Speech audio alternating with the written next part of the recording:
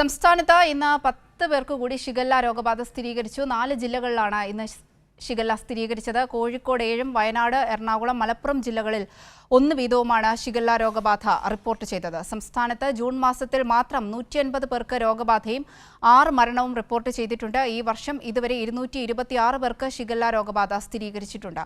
വിവരങ്ങളുമായി അരുൺ PJ കൂടി ചേരുന്നുണ്ട്. അരുൺ, ഇന്ന് 10 പേർക്ക് കൂടി ഷിഗല്ല രോഗബാധ സ്ഥിരീകരിച്ചിട്ടുണ്ട്. സംസ്ഥാനത്ത് ഇങ്ങനെ രോഗവ്യാപനം മൂർച്ഛിക്കുന്ന ഒരു സ്ഥിതിയിലേക്ക് പോവുകയാണല്ലേ? എന്തായാലും ഈ ആരോഗ്യ പ്രവർത്തനങ്ങളിൽ ആദ്യമേ തന്നെ പാളുന്ന ഒരു കാഴ്ചയാണ് കേരളം കഴിഞ്ഞ ആഴ്ചകളിൽ കണ്ടുകൊണ്ടിരിക്കുന്നത്. കാരണം ഈ ഒരു പകർച്ചപ്പനി നിപ്പ പോലെയുള്ള ഒരു വലിയ രീതിയിലുള്ള ഒരു വൈറസിന്റെ സാന്നിധ്യം കോഴിക്കോട് ജില്ലയിൽ കണ്ടെത്തുന്നു. പിന്നീട് ഷിഗല്ലയുടെ ഒരു സാന്നിധ്യം കണ്ടെത്തുന്നു. പിന്നീട് അതിനുശേഷം മലേറിയ പോലെയുള്ള കോളറ പോലെയുള്ള രോഗങ്ങളെല്ലാം സംസ്ഥാനത്തുടനീളം പൊട്ടിപ്പുറപ്പെട്ടിട്ടും ഇതിന്റെ ഒരു പ്രാഥമികമായുള്ള പ്രതിരോധ പ്രവർത്തനങ്ങൾ പോലും കാര്യക്ഷമമായി നടത്താൻ കഴിഞ്ഞിട്ടില്ല എന്നുള്ളത് തന്നെയാണ് ഇതിന്റെ ഏറ്റവും വലിയ ഒരു ഉദാഹരണമായി നമുക്കിപ്പോൾ കാണാൻ കഴിയുന്നത്. 10 പേർക്ക് കൂടി സംസ്ഥാനത്ത് ഷിഗല്ല രോഗബാധ സ്ഥിരീകരിച്ചിരിക്കുന്നു എന്നുള്ളതാണ്. 4 ജില്ലകളിലാണ് ഇന്ന് ഷിഗല്ല സ്ഥിരീകരിച്ചിരിക്കുന്നത്. കോഴിക്കോട് 7, വയനാട്, എറണാകുളം, മലപ്പുറം ജില്ലകളിൽ ഓരോ ആളുകൾക്ക് വീതം ആണ് ഇപ്പോൾ ഷിഗല്ല രോഗബാധ റിപ്പോർട്ട് ചെയ്തിട്ടുള്ളത്. സംസ്ഥാനത്ത് ജൂൺ മാസം 150 പേർക്ക് രോഗബാധ ഉണ്ടായി.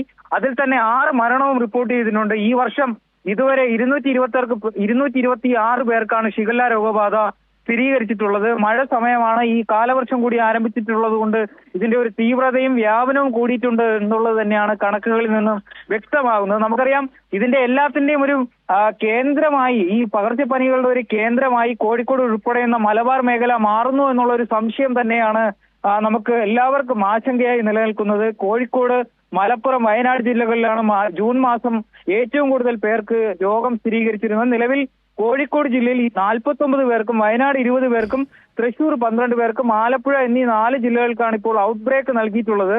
കൂടാതെ മലപ്പുറം 21 രോഗികളുണ്ട്. ഇതോടൊപ്പം തന്നെ നമ്മൾ കൂട്ടി വായിക്കേണ്ട മറ്റൊരിതുണ്ട്. തെക്കൻ ജില്ലകളിലേക്കും ഷിഗല്ല രോഗബാധ വ്യാപിക്കുന്നു. തിരുവനന്തപുരത്ത് 17 പേർക്ക്, കൊല്ലത്ത് 9 പേർക്ക്, ഇടുക്കി 3, എറണാകുളം 3, പാലക്കാട് എന്നിവിടങ്ങളിലേക്ക് കൂടി മറ്റുള്ള തെക്കൻ മേഖല ഉൾപ്പെടെയുള്ള മധ്യ കേരളം ഉൾപ്പെടെയുള്ള മറ്റു ജില്ലകളിലേക്കും ഈ രോഗബാധ റിപ്പോർട്ട് ചെയ്യുന്നു എന്നുള്ളതാണ്. ഇത്രയും വലിയൊരു രോഗബാധ അല്ലെങ്കിൽ രോഗവ്യാപനം ഉണ്ടായിട്ട് പോലും കൃത്യമായ ഒരു പ്രതിരോധ പ്രവർത്തനങ്ങൾ, മഴക്കാലപൂർവ്വ ശുചീകരണ പ്രവർത്തനങ്ങൾ പോലും പല തദ്ദേശ സ്വയംഭരണ സ്ഥാപനങ്ങളിൽ പോലും ഇതുവരെയും തുടങ്ങാൻ കഴിഞ്ഞിട്ടില്ല എന്നുള്ളത് വ്യക്തമാണ്. നമുക്കറിയാം, കഴിഞ്ഞ ആഴ്ച വടകരയിൽ ഒരു 4.5 വയസ്സുകാരിക്ക് ഷിഗല്ല രോഗം സ്ഥിരീകരിക്കപ്പെട്ടു. അന്ന് മാത്രമാണ് ഈ തദ്ദേശ സ്വയംഭരണ സ്ഥാപനങ്ങളുടെ നിയന്ത്രണത്തിലുള്ള ആരോഗ്യ പ്രവർത്തകർ ഈ കുട്ടിയുടെ വീട്ടിലെത്തി കിണറിൽ ക്ലോറിനേഷൻ നടത്താനും മറ്റുള്ള ഈ കുട്ടിയുടെ വീട് ഉൾപ്പെടുന്ന വാർഡുകളിൽ ശുചീകരണ പ്രവർത്തനങ്ങളും മഴക്കാല ശുചീകരണ പ്രവർത്തനങ്ങളും നടത്താൻ തയ്യാറാണ്. ഇതെല്ലാം കേരളത്തിൽ ആകെയുള്ള ഒരു അവസ്ഥയാണ് പറയുന്നത്. എന്തായാലും ഇക്കാര്യത്തിൽ വലിയ രീതിയിലുള്ള ഒരു പ്രതിഷേധം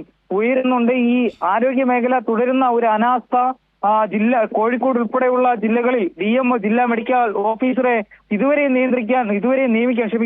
നിയമിക്കാൻ ആരോഗ്യവകുപ്പ് തയ്യാറായിട്ടില്ല. രാഷ്ട്രീയ മടംവലിയുടെ പേരിൽ അത് നീളുകയാണ്. എന്തായാലും ഇക്കാര്യത്തിൽ വലിയ രീതിയിലുള്ള ഒരു പ്രതിരോധ പ്രവർത്തനങ്ങൾ ഉടൻ തന്നെ ആരംഭിക്കേണ്ടതുണ്ട്. അവന്തിക.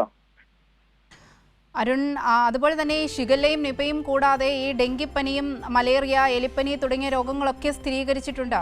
ഈ സംസ്ഥാനത്തെ പല ജില്ലകളിലും രോഗബാധിതർ ഇങ്ങനെ കൂടി വരുന്ന സാഹചര്യമാണ്. ആശുപത്രികളിൽ ഡോക്ടർമാരുടെ കുറവും രേഖപ്പെടുത്തുന്നുണ്ട്. ഈ ആരോഗ്യ വകുപ്പിന്റെ ഭാഗത്ത് നിന്ന് വലിയ രീതിയിലുള്ള അനാസ്ഥയുണ്ട്. ഈ മഴക്കാല പൂർവ്വ ശുചീകരണ പ്രവർത്തനങ്ങളൊന്നും ആരോഗ്യ വകുപ്പിന്റെ ഭാഗത്ത് നിന്നുണ്ടായിട്ടില്ല. ഇപ്പോൾ പോലും ഇങ്ങനെ ഈ പനി വ്യാപിക്കുന്ന ഒരു പശ്ചാത്തലത്തിൽ പോലും ആരോഗ്യ വകുപ്പിന്റെ ഭാഗത്ത് നിന്ന് കാര്യമായ ഒരു ഇടപെടൽ ഉണ്ടാകുന്നില്ല എന്ന വലിയ രീതിയിലുള്ള ആരോപണങ്ങൾ കൂടി ഉയരുന്നുണ്ട്.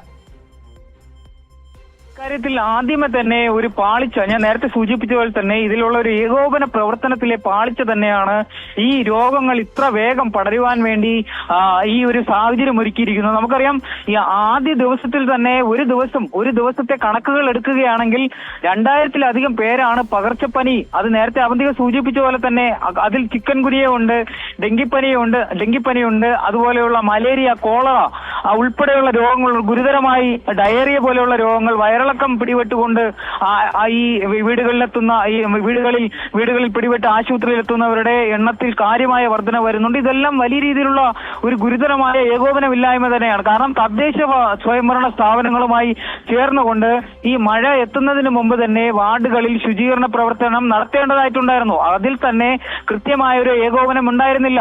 കാരണം ഞാൻ നേരത്തെ സൂചിപ്പിച്ച പോലെ തന്നെ രോഗം സ്ഥിരീകരിക്കപ്പെട്ടതിന് ശേഷമാണ് ഈ വാർഡുകളിൽ എത്തുകയും തദ്ദേശ ആരോഗ്യ ഈ പ്രവർത്തകരെത്തുകയും ജീവനക്കാരെത്തുകയും ശുചീകരണ പ്രവർത്തനങ്ങൾ അല്ലെങ്കിൽ ഈ മഴക്കാല പൂർവ്വ പ്രവർത്തനങ്ങൾ തുടങ്ങുവാൻ വേണ്ടി ആരംഭിച്ചിട്ടുള്ളത്. ഈ മഴ തുടങ്ങുന്നതിന് മുമ്പ് തന്നെ നടത്തേണ്ട പ്രവർത്തനങ്ങളാണ് ഇതെല്ലാം. വിദ്യാലയങ്ങളിൽ ഇതുവരെ വിദ്യാലയങ്ങളിലുള്ള കുട്ടികൾ ഉപയോഗിക്കുന്ന ഈ ജലസ്രോതസ്സുകളുണ്ട്. അതിൽ തന്നെ വലിയ രീതിയിലുള്ള ഒരു ശുചീകരണ പ്രവർത്തനങ്ങൾ ഇതുവരെയും ആരംഭിച്ചിട്ടില്ല. കിണറുകളിലുള്ള ക്ലോറിനേഷൻ നടത്തിയിട്ടില്ല.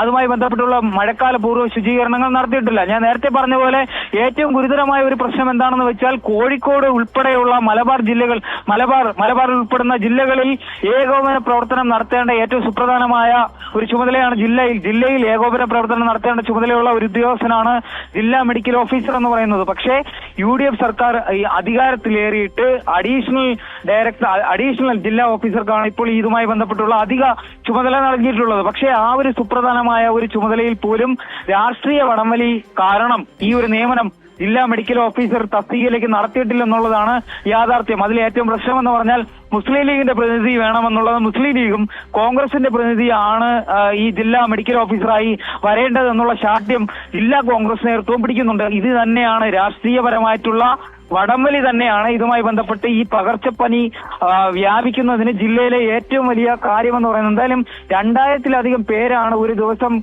ഈ ജില്ലയിലെ താലൂക്ക്. ശരി, അരുണാണ് വിവരങ്ങൾ നൽകിയത്. സംസ്ഥാനത്ത് 10 പേർക്ക് കൂടി ഇന്ന് ഷിഗല്ല സ്ഥിരീകരിച്ചിട്ടുണ്ട്. പകർച്ചവ്യാധികൾ ഇങ്ങനെ രൂക്ഷമായി പടരുന്ന ഒരു സാഹചര്യമാണ്. ഇതിൽ ആരോഗ്യമന്ത്രിയുടെ വിശദീകരണം, ആരോഗ്യമന്ത്രി മറ്റ് വകുപ്പുകൾക്ക് കൂടി ബാധ്യതയുണ്ട് എന്ന് പറഞ്ഞ് കൈയൊഴിയുന്ന ഒരു സാഹചര്യമാണ് കഴിഞ്ഞ ദിവസങ്ങളിലൊക്കെ നമ്മൾ കണ്ടത്.